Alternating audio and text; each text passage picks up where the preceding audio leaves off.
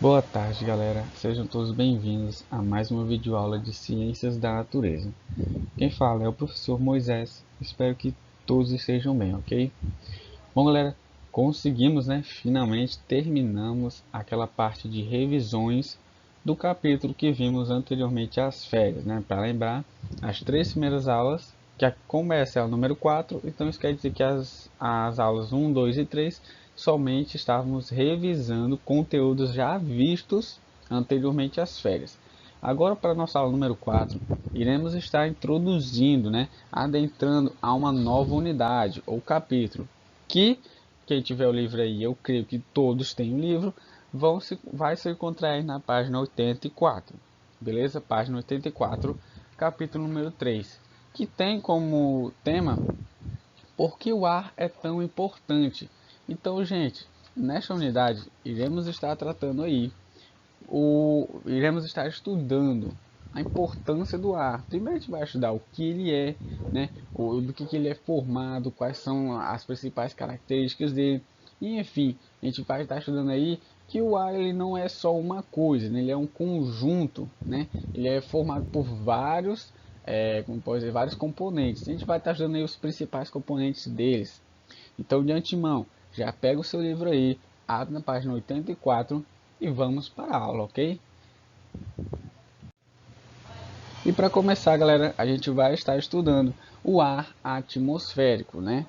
Primeiro, antes de estudar a importância dele, por que ele é tão importante, a gente começa estudando o que ele é. Porque sabendo do que se trata, a gente já vai entender por que ele é tão importante assim. Então a gente tem aqui no texto, o ar é um elemento fundamental, sendo formado por uma combinação de gases, vapor de água e partículas suspensas. Trata-se, portanto, de uma substância vital para a manutenção da vida na Terra, ao lado da água e do solo. Então aqui a gente já tem uma espécie de definição para o que é o ar. Lembrando, gente, a gente está falando daquela camada de gás que está em torno da Terra, beleza? Vamos lembrar, o ar está suspenso, né? Ele está desde a superfície da Terra, formando várias camadas que vão, enfim, chegar até o espaço sideral, onde não tem ar, né? Só o vácuo que chama, beleza?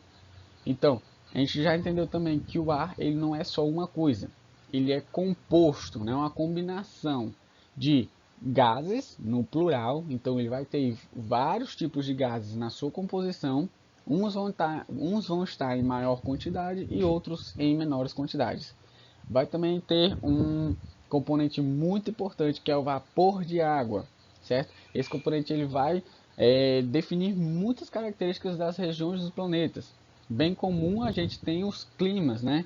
Os tempos que chama, né? O clima e o tempo de uma região, ele vai se dar muito, vai sofrer uma influência muito grande por conta da quantidade de vapor de água na região ser grande ou pequena, certo? E as partículas suspensas, né? O que são essas partículas suspensas? Aqui eu já trouxe a foto, como vocês estão vendo aí na esquerda, é totalmente ilusória, beleza? Só para aquela foto assim, de início de tempo, de conteúdo, beleza? Mas aqui a gente já vê que o nosso atmosférico é muito atacado pela humanidade, né? Pelo homem, né? Pela urbanização, digamos assim. Então a gente acaba jogando aí vários compostos, né? Gases poluentes na atmosfera. E essas partículas suspensas que o texto vai trazer, partículas suspensas no ponto vermelho como vocês estão vendo, são exatamente essas poluições. Galera, o ar não a poluição não faz parte do ar, beleza? Ele é uma coisa que o humano faz e que vai se misturar ao ar atmosférico. Não é uma coisa natural, digamos assim, beleza? Continuando no texto.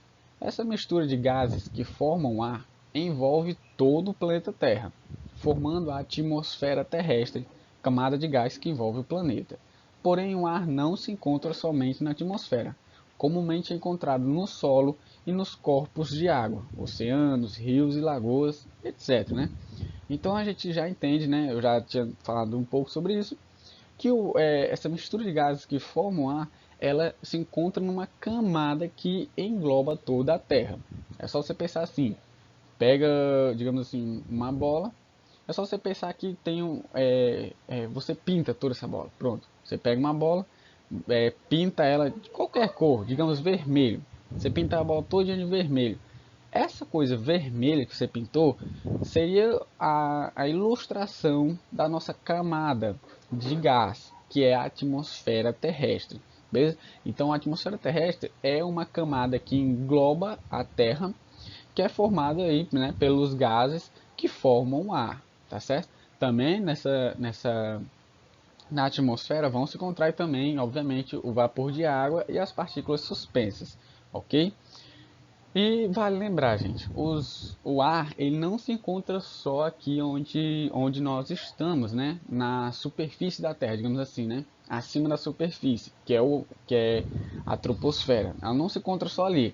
Ela vai se encontrar em várias camadas da nossa atmosfera, mas também vai se encontrar no solo do nosso planeta, tanto no solo como nos corpos de água, que foi citado aí, né? Então a gente vê que o ar está realmente em todo lugar, menos no espaço sideral, beleza? No espaço sideral, lembra, é vácuo, então não tem oxigênio, não tem nenhum tipo de gás nesse espaço, beleza? Então, galera, a gente já tem uma noção do que é o ar atmosférico. Agora a gente vai estar entrando aqui um pouco sobre as características gerais, as propriedades do ar atmosférico. E para começar, a gente vai adentrar um pouco na composição do ar atmosférico. Porque lembra, o ar atmosférico é uma combinação de gases. Então a gente vai estudar aí como está feita essa divisão, né, de gases na nossa atmosfera. A gente vai ver aqui no texto que o ar atmosférico é constituído por uma mistura de diversos gases, como o nitrogênio, oxigênio, gás carbônico e os gases nobres. O oxigênio e o nitrogênio são os gases mais abundantes, sendo que os outros gases são encontrados em quantidades menores, bem menores. Além dos gases citados, o ar atmosférico também apresenta vapor de água, cuja quantidade depende de alguns fatores como o clima, temperatura e local, que se apresenta na forma de neblina, nuvens e chuva. Então, galera, aqui a gente viu, né, nesse pequeno texto a gente já tem as informações necessárias, certo? A gente viu que o ar, ele, se for fazer uma definição geral, né, sem muita precisão, a gente pode dizer que o ar atmosférico é constituído dos 4 principais gases. Primeiro, nitrogênio, segundo, oxigênio, terceiro, gás carbônico e por fim, numa pequena parte, os gases nobres. Esses gases nobres, galera, não é só um gás, é um conjunto de gases que a gente vai estar estudando posteriormente, ok? Mas ele não é só um gás, são vários gases que ganham esse nome de nobres. Aí é um conjunto chamado de gases nobres, ok? E vale lembrar que os dois gases mais abundantes, ou seja, que estão em maior quantidade na nossa atmosfera terrestre, são o gás oxigênio e o nitrogênio. A gente vai ver aqui, ó, temos um gráfico aqui, trazendo aqui como está feita essa divisão no ar atmosférico, né? A composição do atmosférico. Você pode ver aqui, ó, nesse ponto totalmente azul, a maior parte, que vai significar aí 78,09% da atmosfera é composta de nitrogênio. Vê aí como nós temos nitrogênio na nossa atmosfera, ok? Em outra parte, que é a parte laranja, que representa 20,94%, está o nosso oxigênio, né? Gás muito importante para a nossa vida. E uma pequena parte, não sei se vocês estão conseguindo ver, mas dá para ver. Essa pequena partezinha aqui onde o ponto vermelho está passando em cima, ela é um pouco azul também. Ela representa aqui tanto o gás carbono, né, que é o gás carbônico, tanto os outros. Esses outros, né, eles são aqui, como o nosso texto trouxe, que vão estar, são as partículas suspensas, né, poeiras, cinzas, micro-organismos e pólen. Então, vai ser um pouco variado esse 0,01%. Já que a gente tem um argônio, lembrar, professor, o senhor não citou o argônio.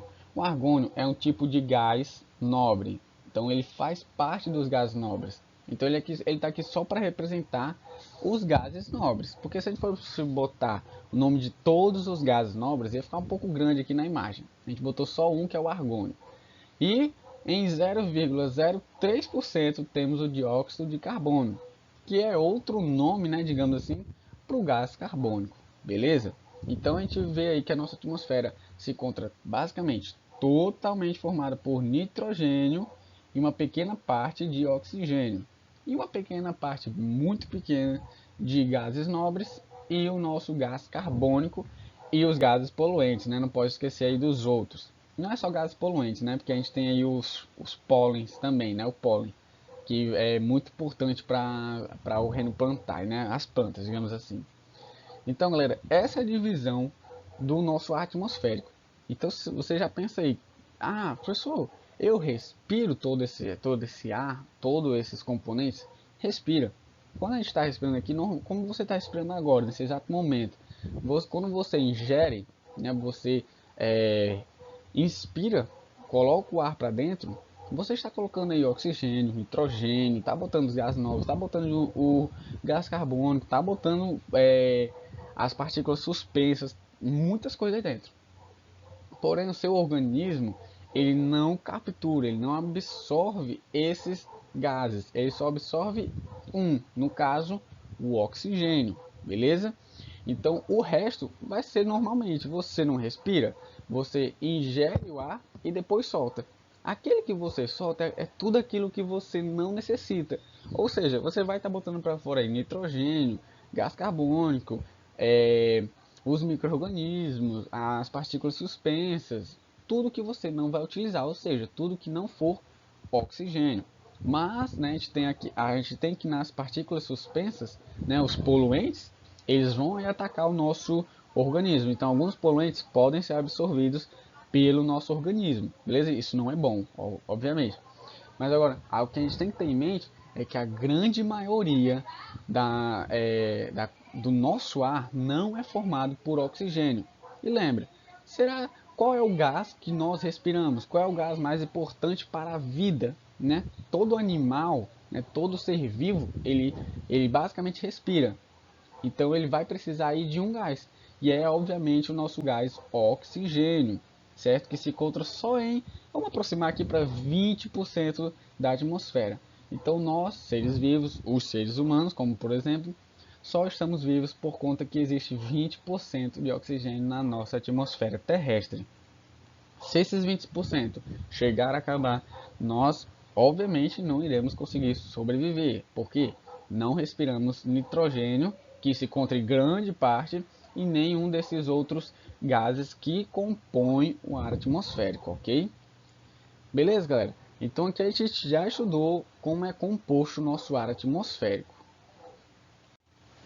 Então, galera, chegamos aqui na terceira parte da nossa aula, que é estudando algumas propriedades, ou seja, algumas características do nosso ar, o ar atmosférico, beleza? Lembrando, não estamos falando aqui de uma parte específica do ar, tipo oxigênio ou nitrogênio. Estamos falando dele como um todo, certo? Estamos falando aqui todos os componentes dele, né, que são todos os gases presentes na atmosfera. Então, todos eles juntos têm as mesmas características, ok? Por isso que a gente vai tratar aqui como o ar, como um todo, beleza? Então, a gente vai começar aqui no texto, né? Não se pode pegar ou ver o ar, mas sabemos que ele existe. Através de suas propriedades, é possível comprovar a sua existência. Você já deve ter pensado, né? Poxa, eu não consigo ver, não consigo sentir, não consigo cheirar, não consigo sentir o gosto dele, mas eu sinto quando ele passa, né? Tipo, quando um vento passa. Ali é o nosso ar em movimento. Então, será que é só o vento que pode comprovar a existência dele? A resposta é não. A gente vai ver que tem algumas características que comprovam as propriedades, né, que comprovam a existência do ar e as suas características gerais também. A princípio, seguindo aqui no texto, podemos pensar em algumas propriedades ou características gerais do ar. A primeira delas é o fato de não conseguirmos ver o ar, somente sentir ele. Isso se deve ao fato do ar não possuir uma cor, ou seja, o ar é incolor, não possui uma cor, beleza? Não quer dizer que ele seja invisível, galera. A gente não não pode tratar o ar como uma coisa invisível. Somente que ele não tem cor, beleza? E a maior definição, por que a gente não consegue ver o ar, é porque ele é incolor, não tem uma cor definida, beleza? Ah, professor, um dia desse eu vi um vento passando e ele tinha um aspecto escuro, né? Uma cor mais ou menos preta, digamos assim. Aquilo ali era o ar? Era, mas era o ar somado a algum poluente, ou seja, um escapamento de os escapamentos dos carros. Eles soltam poluentes daquela cor cinzenta, né? Ou até mesmo a gente pode tratar aí de uma fogueira, né? Quando a gente acende a fogueira, solta aquela fumaça preta, né? Então aquilo ali faz parte do ar? Faz. Ele ganha cor? Ganha. Mas o ar em toda a atmosfera, ele não vai ter aquela cor ali. Você pode ver que quando a fumaça de uma fogueira ela sobe, né, subindo para a atmosfera, ela vai se dissipando. Então o ar, ele não tem cor. Ele pode apresentar cor? Pode, mas é por conta de algum poluente, ok? Seguindo o nosso texto, temos que outra situação fácil de perceber, outra propriedade, é que não sentimos nenhum cheiro do ar, pois o ar é inodoro, ou seja, não possui cheiro, logo não possuirá gosto, sendo assim insípido, que não possui gosto. Então aqui a gente já trouxe aqui mais duas características que o ar vai ser inodoro e insípido, ou seja, a gente não daquela mesma forma, né? A gente pode cheirar à vontade. Se você for para um ambiente aberto, né? Assim, digamos assim, um campo de futebol, digamos assim, você pode tentar encontrar algum cheiro, você não vai encontrar, porque o ar ele não possui cheiro, ele não possui, como posso dizer, nenhum aroma. Então ele vai se tornar aí, ganhar essa propriedade de ser inodoro. Logo, gente, a gente entende que se uma coisa não tem cheiro, a gente não vai conseguir sentir o gosto dela, porque o nosso olfato e o nosso paladar trabalham juntos. Então, se uma coisa não tem cheiro, ela consequentemente, né, vai ter o fator de não ter gosto. Então você pode aí, né, entre aspas, assim, né, tentar sentir o gosto do ar, mas você não vai sentir porque ele é insípido, beleza? Lembrando que, novamente, né, o professor um dia tava ali um canto ali, eu tava senti um cheiro ruim e tal. De novo, o ar ele tem essas propriedades gerais, mas isso não quer dizer que sempre vão estar estabelecidas. Por conta, né, das alterações humanas no ambiente, pode vir a sentir cheiro no ar, beleza? Mas isso é um poluente, não é o ar, beleza? E por fim temos que, vale ressaltar que, só para finalizar, né, vale ressaltar que essas propriedades podem variar se caso houver alteração no ar, ou seja, a adição de poluentes. Então aqui a gente já viu três propriedades do ar. Primeira, que o ar é incolor, ou seja, não possui cor. Segunda, que ele é inodoro, não possui cheiro. E terceira, que ele é insípido, não possui gosto. E lembrando que essas três propriedades, elas podem vir a variar caso haja uma adição de poluentes, ok? Continuando aqui nas propriedades do ar, seguindo aqui o texto. De uma forma muito simples, podemos dizer que matéria é tudo aquilo que tem massa e ocupa um lugar no espaço. Toda matéria é formada por átomos, que podem se unir formando moléculas. Como o ar é uma mistura de moléculas de diferentes gases, ele ocupa lugar no espaço e tem massa. Então a gente foi introduzido aqui a duas novas propriedades. Primeiro, o ar tem massa. E segundo, como consequência, ele vai ocupar um espaço, né, um lugar no espaço. Beleza? Então assim, primeiro temos que entender que todo objeto, todo objeto que se encontra a matéria, todo objeto que você está vendo ao seu redor, tipo, não sei o que você está vendo, obviamente, né? Mas tipo, se você estiver dentro do seu quarto, você vai ver uma cama, você vai ver uma parede, você não vai conseguir ver o ar, mas ele vai estar aí ocupando todo o espaço do seu quarto.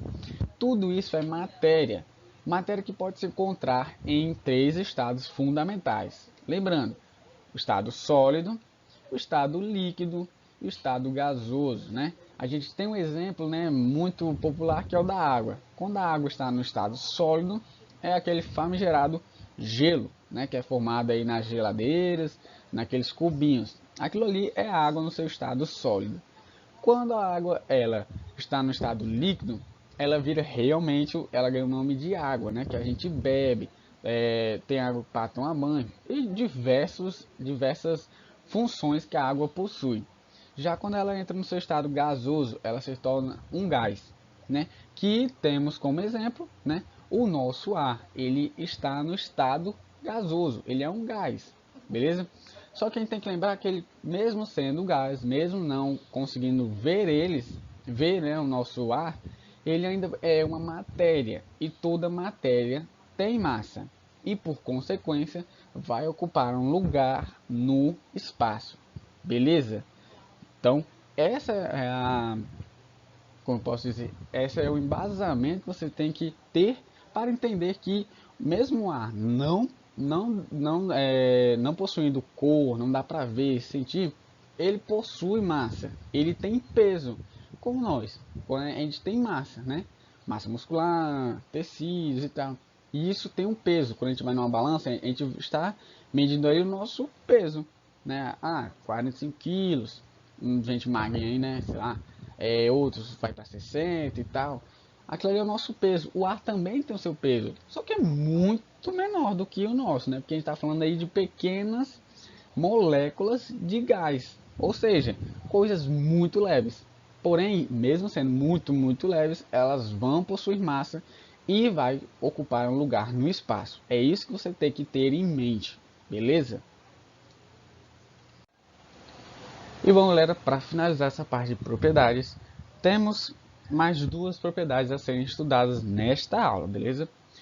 Continuando aqui no texto. Quando a matéria, no caso o ar, sofre a ação de uma força dentro de um recipiente, ele pode vir a se comprimir, ou seja, o ar terá o seu volume diminuído. Isso se deve ao fato do ar ser composto de partículas, que ao sofrerem a ação de uma força, podem ficar mais próximas, ou, né, quando a gente tira essa força de cima do recipiente, ele pode vir a se expandir, né? A esta propriedade do ar denominamos de compressibilidade. Ou seja, o ar ele pode se comprimir, certo? Dependendo da força que for aplicada no recipiente. O que eu estou falando? A gente está falando aqui desse exemplo. Vamos olhar aqui para a nossa parte direita, certo? Foca na direita aqui, não olha para a esquerda ainda, beleza? Essa foto ela ficou invertida, certo? Então a gente vai olhar desse lado para cá, para a esquerda. Então esse aqui é o número 1 e esse aqui é o passo número 2.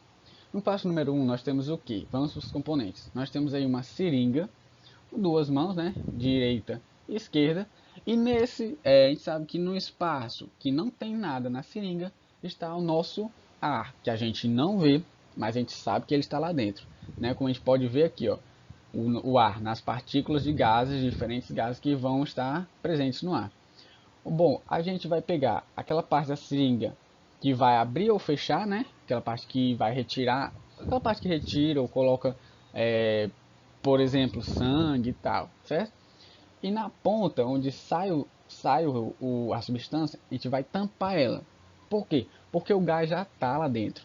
Então, você vê aqui, ó, esse é o exemplo começa aqui, com o gás já dentro, a saída tampada e uma mão sobre, como eu posso dizer, o botão, né, digamos assim, a alavanca da nossa seringa, beleza? Aí a gente vai para o espaço 2. Como você pode ver, ó, esse tamanho aqui em branco, ele foi diminuído. Por quê? Porque a nossa mão direita comprimiu a base da nossa seringa. Como você pode ver, ó, esse espaço aqui aumentou. Então quer dizer que a gente colocou uma força sobre o recipiente para comprimir o nosso gás, o nosso ar. Então, como vocês podem ver, o nosso espaço ficou muito menor. Isso vai ocorrer o quê? Olhando agora para a situação do nosso ar, no caso quando o espaço estava grande, as partículas estavam distantes, mas estavam ocupando todo o espaço. Já quando a gente diminuir o espaço, as nossas partículas diminuíram também a sua distância, ou seja, se aproximaram, certo? Ficando aí bem juntinhas. Isso aqui não quer dizer que ele esteja na sua forma sólida. Não, ele ainda é um gás, só que as partículas estão muito próximas uma da outra. E isso a gente pode aí comprimir o gás infinitas vezes, dependendo da força que está sendo aplicada, beleza? Tanto aqui na saída, como aqui digamos assim, entre aspas, a alavanca da nossa seringa, beleza? Essa propriedade do ar poder se comprimir, ou seja, perder volume, ou como pode dizer assim, ser colocado em um recipiente menor, se dá um nome, né, de compressibilidade, ou seja, o ar ele pode se comprimir dependendo da força que está sendo aplicada, beleza? E agora a gente vai para o contrário, né? Contrário da compressibilidade, que é justamente quando tampamos, quando tá, peraí, eu ouvi um erro aqui nessa palavra, né? Quando tampamos, beleza? Não é tampados. Quando tampamos uma garrafa sem nenhum líquido ou sólido dentro dela, existe apenas o ar preenchendo o interior do objeto. Esse ar então se expande, ou seja, ele ocupa todo o espaço do interior da garrafa, sendo essa expansão em todas as direções. Caso essa garrafa acabe quebrando ou seja destampada, o ar que estava no interior desse objeto irá se misturar com o ar atmosférico, expandindo-se ainda mais. A essa propriedade do ar denominamos expansibilidade. Então aqui a gente tem, né, vou trazer a mesma foto que a gente viu anteriormente, porque ela dá para explicar essa propriedade com a mesma foto. A gente está falando aqui expansibilidade, ou seja, a propriedade do ar de se expandir em todas as direções, beleza? Vamos imaginar que esse recipiente aqui, como vocês estão vendo, né, ele é basicamente, digamos assim, um copo, beleza? É um copo. Aqui no primeiro copo, tampado, ele está sendo tampado, num estado sólido, a matéria não vai sair do fundo, ela vai continuar lá. Pensa no gelo, beleza? Aqui eu fosse um gelo, não ia sair desse canto, ele ia ficar no fundo e não ia se mexer. No caso do líquido, né, a mesma coisa aconteceria, né, porque o líquido ele ia ficar metade, metade ia ficar embaixo e esse espaço aqui em branco estaria o nosso gás, beleza? O nosso ar, porque a gente sabe onde não tem matéria está o nosso ar. Então a gente sabe que o ar está toda essa parte branca, tanto no 2, né, como no nosso recipiente 1, certo? Já aqui no terceiro copo, digamos assim, a gente retirou o líquido. Vocês podem perceber, ficou só o nosso gás. Perceba, o nosso gás ele não fica nem em cima nem embaixo. Ele vai ficar nos dois ao mesmo tempo e em todas as direções. Como vocês podem ver, não é, não é assim, não é não proposital que essas bolinhas vermelhas estão com essa aparência, essa linha preta delas, saindo delas. É porque isso é para representar o movimento das partículas de gás. Ou seja, as partículas quando estão no seu estado gasoso, elas estão em movimento em todas as direções. Então quer dizer que se eu botar um ar dentro de uma garrafa, o ar ele vai ocupar todo aquele espaço, ou seja, o espaço disponível. Se a gente fecha ele dentro de uma caixa, o ar dentro de uma caixa, ele vai ocupar todo o volume da caixa. Então isso vai variar dependendo da, da superfície não, né? Recipiente, beleza? Então dependendo do recipiente, o gás vai aí, né, mudar a sua forma, beleza? Mas o que a gente tem que entender é que o gás ele se expande por onde ele for permitido. No caso, se a gente colocar ele, de novo, né, se a gente colocar ele dentro de uma caixa, ele vai se expandir para dentro de uma caixa. Se a gente abrir a caixa, ele vai se expandir para o ambiente externo. Ele vai se expandir infinitamente, beleza? Até chegar aí, né, na atmosfera. Ok, galera? Então essas são as duas últimas propriedades que estaremos vendo nesta videoaula, ok? Então a gente finaliza aqui a nossa aula. Sei que ficou um pouco grande, né, porque o assunto ele requer alguns detalhes, beleza? Então, galera, A gente vai finalizando a aula aqui. Espero que todos tenham entendido, ok? Vou estar passando a atividade no WhatsApp. Como você já sabe, mas eu sempre lembro, o prazo é de segunda a sexta para me enviar pelo Gmail, ok? Qualquer dúvida, galera, da atividade ou da videoaula, vocês podem estar indo lá falar comigo no WhatsApp naquele horário de 1 às 5 da tarde, ok? Mas, galera, espero que todos tenham entendido e até a próxima. Valeu, galera!